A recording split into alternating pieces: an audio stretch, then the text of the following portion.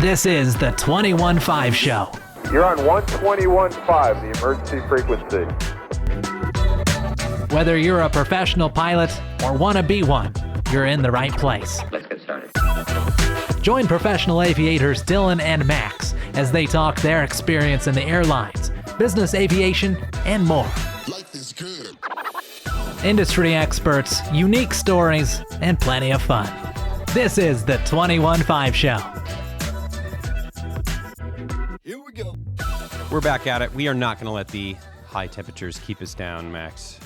The microphone is always I'm just ready. going to let it keep me out of town. Yeah, exactly. It's okay.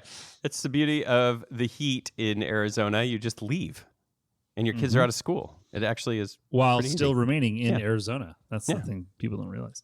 It's a beautiful state. Anyway, we're back. And what do we have this week? This week, we have Tim Pope, Our boy, one of our our financial guru, the lyrical gangster of finance, our man. If you're new to the program, welcome. My name is Dylan, a corporate pilot. I am one of your hosts. And I am Max. I am just a pilot, the other host. Not just a pilot. You're the pilot.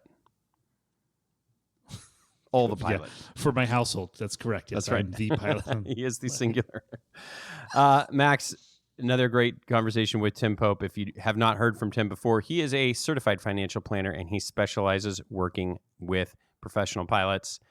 Guess what? Tim studies every single airline contract, every single piece of documentation. He knows backwards and forwards. I would say he probably knows the Southwest Airlines contract or certain parts of the contract as well as...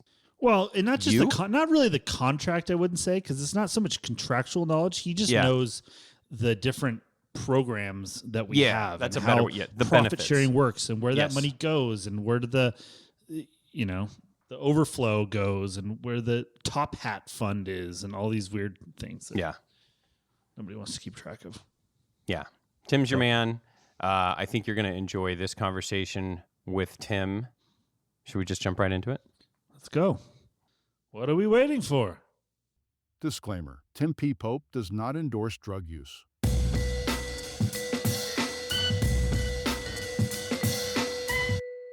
Max, I'm so pleased to welcome back our friend and certified financial advisor, Timothy P. Pope. The markets are rallying. There was a rumor he was going to be making an appearance on the show today. Dow Jones up. The markets have reacted. Yep. S&P up. NASDAQ up. Russell up. VIX up. Everybody knows Tim is going to drop some knowledge. The markets are excited. Welcome back, Tim. Thanks for having me. Quite the intro. Love that. Well, I guess it's a good place to start, Tim. We're recording this middle of July. Nothing's going on politically, of course. It's just quiet. As we're expecting a very quiet presidential election here. No, not really. But, you hear a lot of people talk about maneuvering investments when an election comes up in an election year in anticipation of things. Maybe just broadly, could you start by telling us, is that a good idea? How do you handle these election years? Yeah, it's a good question. Goodness, lots going on in the news cycle right now, and we're seeing the markets respond to that. And quite, every 4 years we got to have these conversations, and you have folks just saying, "Hey, I'm going to hold off until after the election, right?" Because they themselves are uncertain. Yeah, or folks taking on big bets one way or the other. When you look at the data, because politics is an emotional game, right? I mean, that's just everybody is. It's very folks are very invested. But when you look at the data, what the market cares about is economic policy, monetary policy, and when you there's just charts on charts that just show that the president themselves doesn't necessarily sway the returns on the stock market, and nor does the party itself sway in that short term. Now you think long-term policies and then, allowing those things to run through, then you can kind of see that impact later on down the line. But for the election year itself, the data shows that, markets are going to do what they're going to do. I mean, there's slides here that, the average election year markets are up over 10%. And then, or about 11.5, and then the year after that are up some too as well.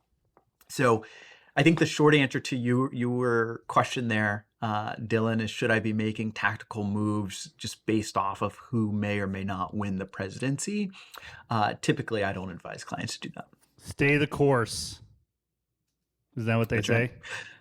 That's right. I mean, unless you're going to retire this year. Yeah. I mean, but we were already thinking about bringing up some liquidity anyway, right? Before the election. So Okay, that's a question for you, Tim. Okay, let's say you're working with a captain. Yeah, obviously, there's a million different details, but we're a senior captain in a major airline. He's 63 right now, or say maybe 3 years away from retirement. The S&P is at an all-time high right now. I mean, do you have to look at that and change your strategy? Be like, well, normally we'd be winding down your portfolio and changing, the balance. But because we're in a position now, like, do you have to take that into account, or is it more of a time-based thing? like the PE ratio Yeah. of the stocks. So what I'm going to do for that 63-year-old captain is we are going to talk about what kind of income does he need for his retirement. We're also going to look at the other kind of assets that he has. So first of all, top line is what income does he need? Second line is what income does he have guaranteed coming in? Third, we're looking at what types of assets and how quickly they can be converted to cash. And then also, what the risk premiums he's carrying in that portfolio with those assets.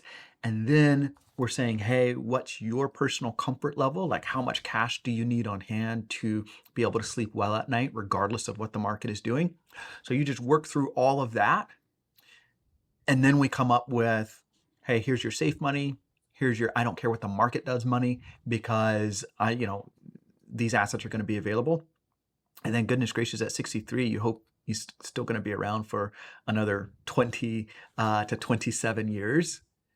And so we are still going to have some assets in the market, so it can do, it can do its thing. The S&P is at an all-time high, but it's broken multiple records this year, and then over the past decade, it's broken many records, right? So if we jumped for the covers every time it was at an all-time high, we would be losing out. So smart. See, a non-emotional trader. That's it. There's a lot to it. That's why even with the scant details provided in that question, it's still a complex answer, let alone like if you actually have all of the details. So, I'm kind of working with Tim still on the onboarding process. It's a multi-month thing, because each time we meet, we have a goal, and then I have homework to data I need to provide or whatever. It's pretty interesting to see, and then I always have these questions for Tim that I've had that I don't know how to calculate to find the answer.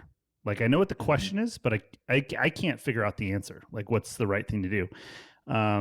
So my favorite thing is when Tim goes, let me spreadsheet that and I'll get back to you. It's so funny because so the question on the surface, it can be relatively simple. Like, should I take this? Or should I do option A or should I do option B? And you do all the math, and you're like, and then you just kind of get curious about, I wonder what the answer is going to be. Yeah. And then you come away and you're like, oh, well, do that. Yeah. So, and I think I have some non-standard things going on in my my situation, which is funny because then I can always throw Tim these interesting curveballs. I'm like, well, what do I do with this? I don't have a sheet for that. Max is a fun client.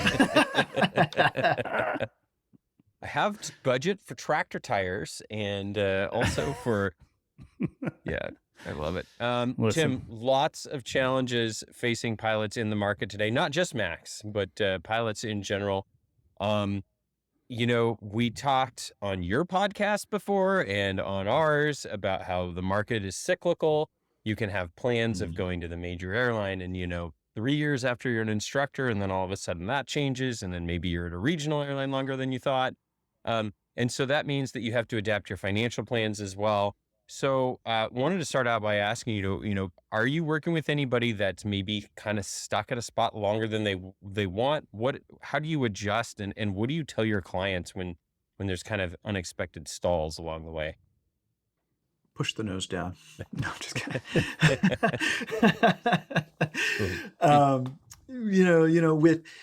With that, particularly, folks thinking, hey, I'm going to be at the regional and this is going to derail. I want to say this. I want to level set.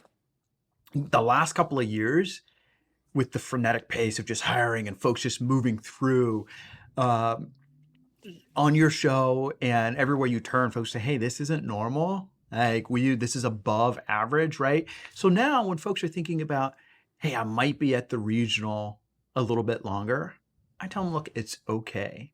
It's okay because, airlines are still hiring. And it seems like it's returning to maybe some normalcy, and then you throw in a few manufacturers having problems on their products, right? So it's not even like an economic downturn. It's just one of those things that you have zero control over as a pilot. However, yes, I am working with folks that have found themselves at a regional airline, and some of the things that we're telling them to do may be a little different than if you are at a major airline. So number one, when you think about just the way that regionals compensate or do the 401k match, it's a match and not a non-elective contribution. And just the difference there, just for folks following along, is the non-elective contribution. That's where the airline says, hey, thanks for showing up. We're going to put this in your 401k for you, right? Whereas at the regional, the match is they say, hey, Dylan, I'm going to need you to put in 3%, and then I'm going to put in 3% alongside. So that's a huge difference because number one, the amount that's going into the 401k is different, but also you have to participate, right? And so for clients who don't anticipate the regionals to be their forever home, what we're saying is, look, you want to get your match because that's free money. Go ahead and grab that. But then you want to continue your investing elsewhere. So maybe you're looking at a Roth or a backdoor Roth, depending on your family dynamics and what your modified adjusted gross income is, right? And then for further investing, maybe you're looking at a brokerage account to give yourself some future financial flexibility. Because at some point, you're going to want to leave that regional. And depending on how long you've stayed there, that's going to directly determine how much money you've been making. Also, what you've decided to do in terms of your living expenses. So you're going to want to have some access to cash when you go to the majors for year one pay for sure. Yeah. What's interesting, I was thinking about, so, we've had a lot of these people that have gone to the majors at a unusually young age, right, in the last few years. Mm-hmm. So do you have any clients that are in their, 20s, mid to early 20s that have, got their major airline job? Like, if you do the math on their retirement horizon, right, does it almost because the contribution is so high and you have so much time, like, does it just compound to be like, okay, maybe you don't even need to contribute to your 401k, like, ever. Just take the NEC and let that snowball because you have 40 years at this job. Mm-hmm. Have you done the math on anyone like that? Is there a sheet for that? Yeah. There is a sheet for that. I would refer you to episode 13 on the Pilot Money podcast. Because we did that, right? And so we looked at, we asked that very question because I was curious, and we broke it up into folks who have 20 years left. So we're going to be 45 years old, 30 years left, and then 20 years left. Now, I have not spoken to a 25-year-old. 40 years left? You haven't run that math? What's that? With a 40-year left scenario you haven't run? We have run. We have run the 40 years left. Now, I haven't spoken to a 25-year-old at a major, but I've spoken to a 27-year-old. Oh, wow. Yeah. And so when you look at that math, the NEC you could treat it like a pension. But that's making some assumptions. That's making the assumption the airline is absolutely stable. They won't take any of that money away. Sure. So yeah, at 40 years, you could treat that as a pension. You could do the NEC and then just invest the dollars elsewhere, say in a brokerage, again, to enjoy that flexibility. There is a part 2 coming out to that, where I'd say, well, You listen to it and I'll tell you. Yeah, I'll have to check that one out. But yeah, we've done the math. It's very interesting. At 20 years, though, that's a no-go. Like, we've got to bring money to the table. Sure. And 30 years, so 35-year-old up, we probably want to bring some money to the table as well. You mean as far as contributing to your 401k? Like, correct. That's what you mean. But okay. Yeah, that's right. Yeah, that's. I have people in another job listening to this being like, what do you mean we want to think about bringing money to the table? Like, what planet do you not bring money to the table? Yeah, what are you talking about? I'm in the garage. Tim, not to put you on the spot, but I mean, when you did do the calculation for the 40-year-old or for 40 years, what is that? Like, do you have a ballpark number, like at 18% or something like that?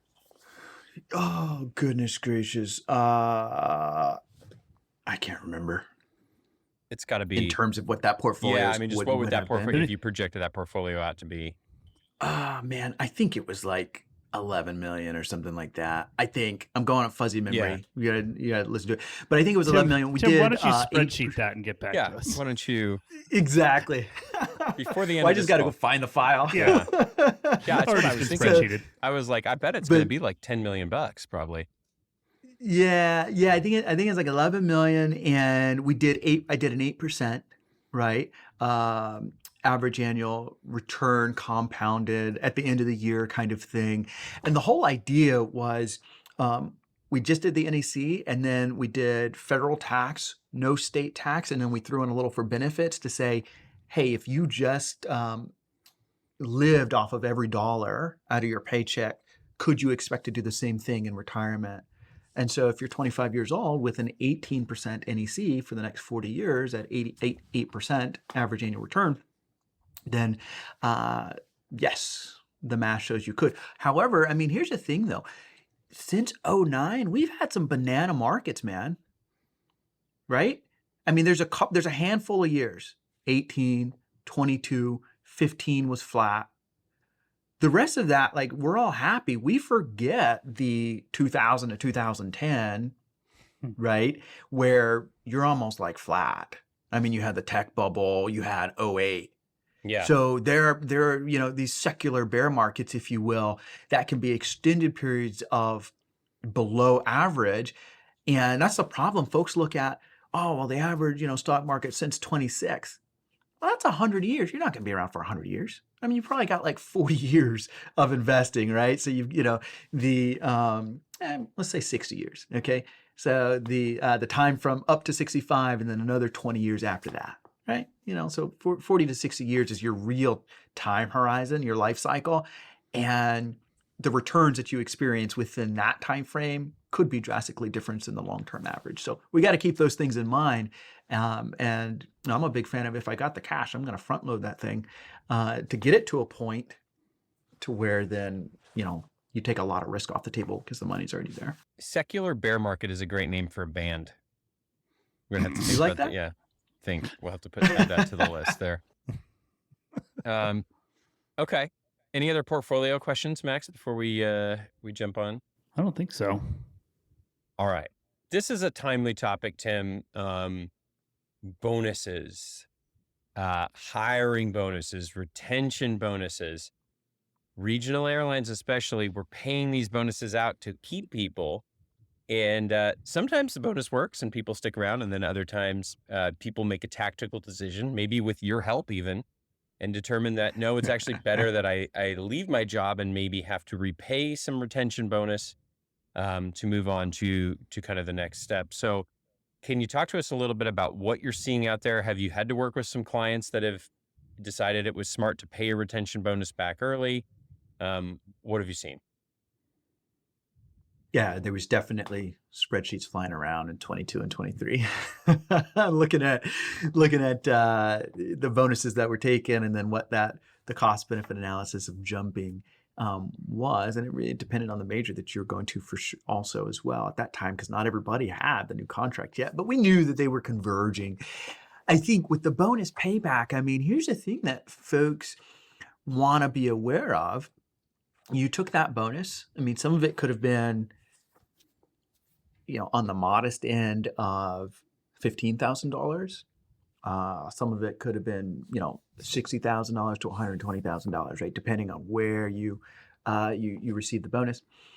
Let's say you moved and you paid that back. Well, you had to pay back everything. Now you remember when you got the bonus, $60,000 just the gross number, but what you actually received may have been like 45 or something, because the company took out taxes. But you would have to pay back the entire 60.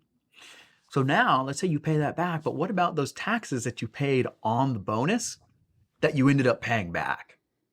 And so now we're seeing that come through where either folks received the bonus and paid it back in year one. Good luck trying to get the company to adjust your W-2. Probably not going to happen, right? So you've got to pay that back. Or they took the bonus in year one, left in year two, and paid the bonus back in year two, right? So either way, you've got this large amount of taxes that you've paid back to the government on income that you didn't get to enjoy. And I think therein it lies a challenge. And so folks want to be aware of that. Everybody's saying, hey, how can I get my tax money back? There is a process that the IRS you can go through, section 1341 called claim of right. So you had right of this money when you had it, but you had to pay it back, and you can work. And essentially what it's going to come down to is you're going to end up with a credit, depending on when you file it, a credit for taxes owed, let's say this year. And so then you want to take that and be thoughtful and say, okay, well, if I already have this credit that against taxes that I'm going to pay this year, should I keep my tax withholdings as high as they are, right, to get an even larger refund? Or can I scoot that back down and try to have a match? And, are the funds more valuable in my hand? Not only to mention, but, if that happened to you, you're probably going to year one pay as well. At the airlines, which could be lower than what you were used to at the regionals. So, are those funds more valuable to you in your hand versus waiting until tax season to get that refund? So, sounds like fun. Yeah, sounds. I'm sure it's quick and easy. So that's the good news. I'd certainly recommend working with somebody who's experienced in this process who can help you out. Yeah, clearly. You haven't in general, is it like one or two people that you've seen pay this back, or would you say you're seeing this pretty frequently? Like, just anecdotally, do you have any information on how many folks this is affecting?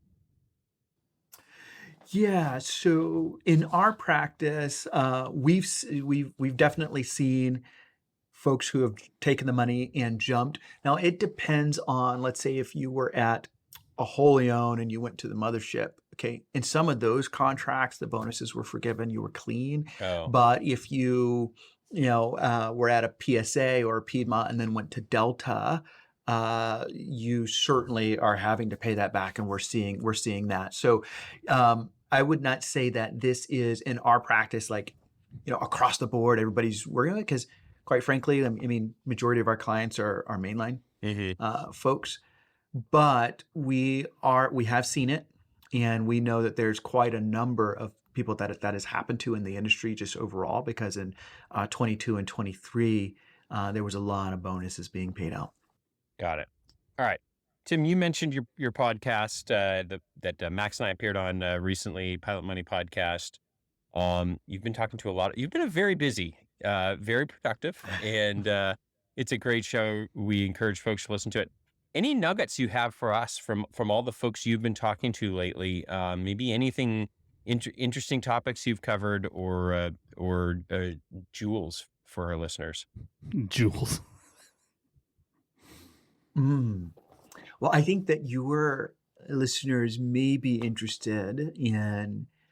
We've got some interesting conversations coming up. So as you guys know, I mean, we kind of jump back and forth between like technical analysis and then, some behavioral stuff with that professional pilots might want to understand. I'm fairly excited about the next two interviews that are coming up, because they center around airplane ownership. And so, a lot of pilots, they get into the game for the love of flying, and then you guys go and make it a job, and probably some of that love kind of goes away. Depends on what kind of work you do. But so a few conversations we have coming up about airplane ownership, and so I think those are fun. So I'd follow along for those. Makes sense. Like light airplane ownership, you're talking about personal. Wait, Yeah. hold on, Tim. Before you answer that, Dylan, what other options do we have here? Listen, some of these people are retiring with $10 million. Maybe they're looking at getting into an Dylan older has deep pockets. Citation We 500. both run a mid-size private jet. Like, we know what it costs. Like, really? Like, what? Listen, some of these guys are getting in early. I like it. Oh my word! The other week when I sent you that message about the G550, it just was. Yeah. So I had another pilot walk up to me after that, and he's like, "All right, Tim, we've got to let's crunch. Can you crunch the numbers for me? And because right now I'm feeling like I'm going to be 300 years old before I can afford this." That's right. I can't wait for you and Max to go through the MU2 spreadsheet. This is going to be incredible. This is going to be a whole new experience for you, Tim. It's going to be amazing. I haven't dropped that bomb on him yet. Yeah. Wait. The fees are going up. I need, yeah. I tell my wife's got to close a few more deals too before we drop that one on his head. A lot of NEC needs to happen. Tim, now I've really figured this out. Let me lay this out. Yeah. This is how this is a good idea.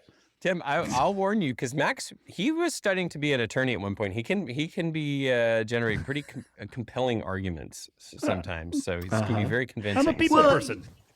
Well, that's the nice thing about math is it doesn't matter what the argument is. Just the math is the math. And you let the spreadsheet go, and then. But I'm a big fan of looking at the nuance too, because like a lot of the things that we do and we talk about is optimizing the finance. But life isn't about optimizing the finance. It's mostly about like not doing stupid things that you can't recover from. See, that's the key. That's the key point right there. That's what I like about Tim is he's okay letting you do stupid things, like within limits. That's right. Like it's okay to buy something stupid if you can afford it. Yeah. And exact. So that's the name of the game with discretionary income, right? But we gotta keep. He wouldn't have a very the main thriving thing. pilot financial advice business if he didn't let people buy No stupid toys stuff ever. Yeah, listen, no depreciating assets here. Yeah. So we just want to keep it within the guardrails there. So that's right. Life is short. Although Tim? I got an email the other day. What's that? I said that's right. Life is short, right? You got to live. That's right. Well, so one of the first questions that I not really, but it should be one of the first questions I ask a new client is, do we own a pickup truck? If the answer is no, we might be pretty safe. But I think the pickup truck is just the gateway to all the toys, man. I mean, you can haul the boat. You've got all the bikes that it's like, because a lot of times it's like, you look at something, it's like, oh, I don't have a truck, and the truck's going to cost me X, and then I got to, but you get the truck first. The pickup truck is the the marijuana. door's open.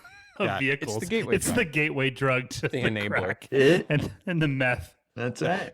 Tim, what would you say that the methamphetamine is of vehicles?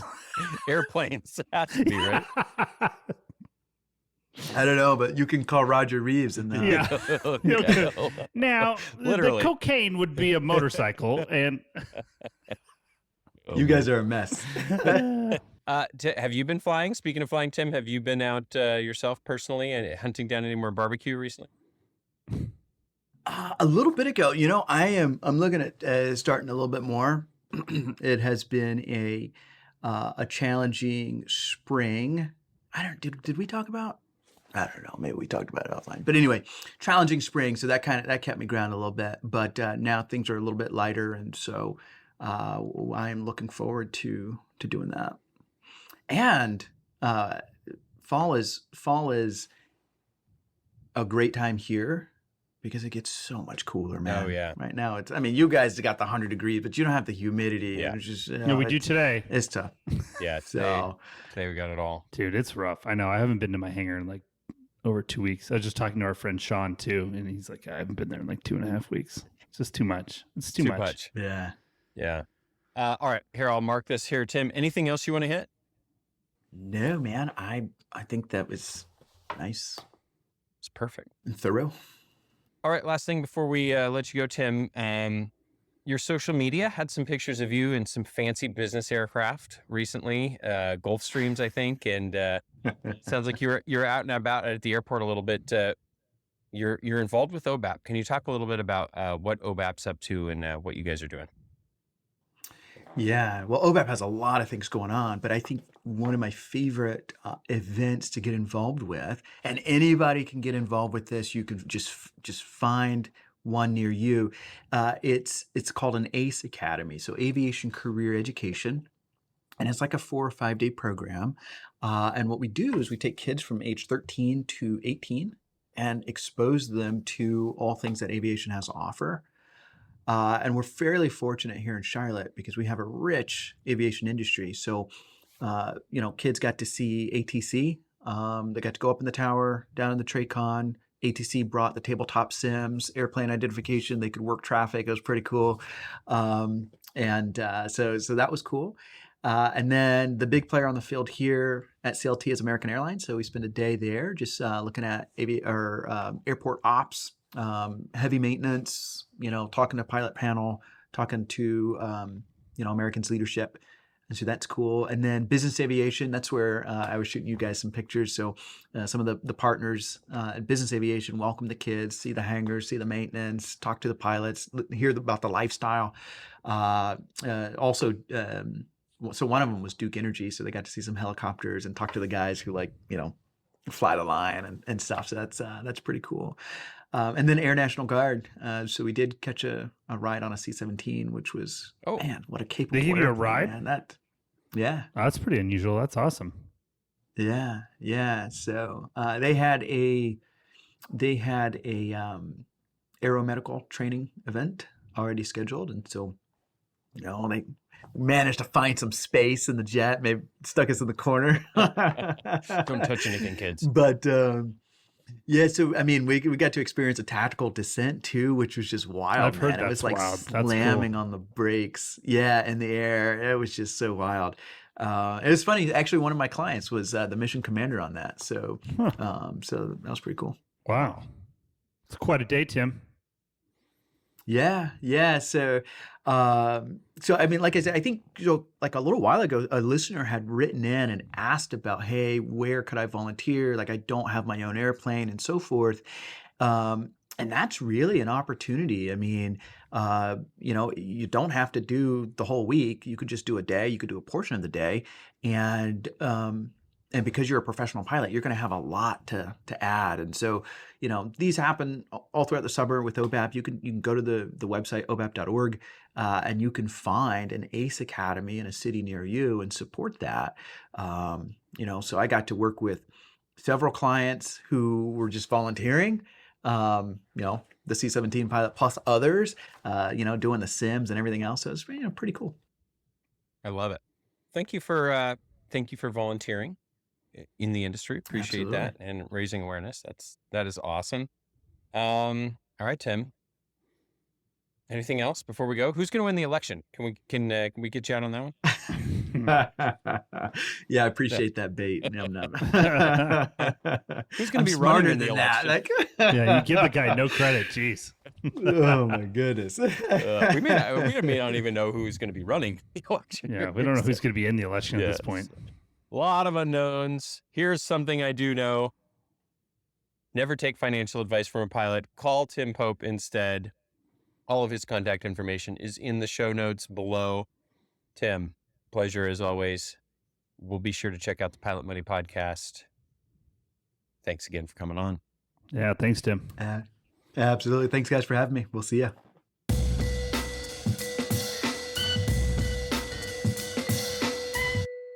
Tim dropping another knowledge bomb. Yeah, I mean, one of my favorite sayings, while I don't always obey this personally, I will admit, let other people do what they're good at. You do what you're good at. So yeah, don't be day trading with the old captain down at the hotel bar thinking he's got it all figured out from some YouTube video he watched before he came to work that week.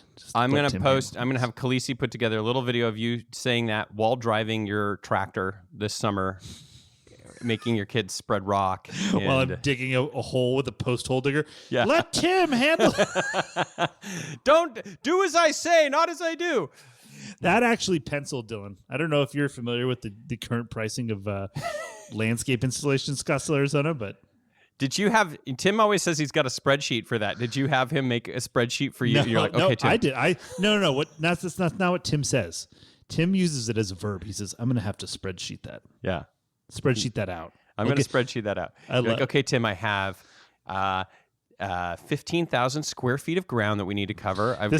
This is my favorite part of my relationship with Tim is when I say, Tim, I can't figure this out. And here's my situation. And admittedly, I have some, I think, unique situations for professional pilots sometimes. But I'm like, I can't figure out if it would be better to do this or to do this. And I'm not sure how to figure it out. And he just gets this look. You can just hear the gears turning. He says, I'm gonna have to think about that. I'm gonna have to spreadsheet that out. You'll hear from me in a couple days. Yeah. And then he sends me a concise, well thought out email that explains the situation. I said, this is perfect. This is why.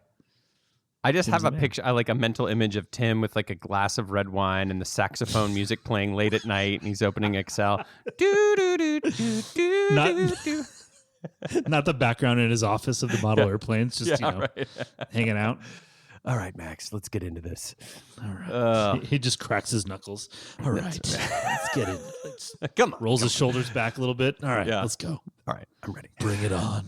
That's right. Well, if you want Tim fighting in your corner, you know how to do it. Check out the show notes below. All of his contact information is there. He is ready to help you as a professional pilot figure out if you should be spreading rocks, picking up overtime, trying to do a contract trip. Let him advise you so you can just do what you do best, and everyone will win. There you go. That's it. Okay. Max, that's all I got for now. We'll be back in a couple of weeks with another program. Our summer schedule is almost coming to an end, and we'll get back to the weekly pace here soon. Translation, our kids are almost back in school. Yeah, our kids are back in school. We will be handcuffed again to the school schedule. So we'll be back on the school schedule. Exactly. Well, until then, just remember. Flexibility is the key to financial success. Thanks, Tim. Thank you, Tim. See you guys. The statements made in this show are our own opinions and do not reflect, nor were they under any direction from any of our employers.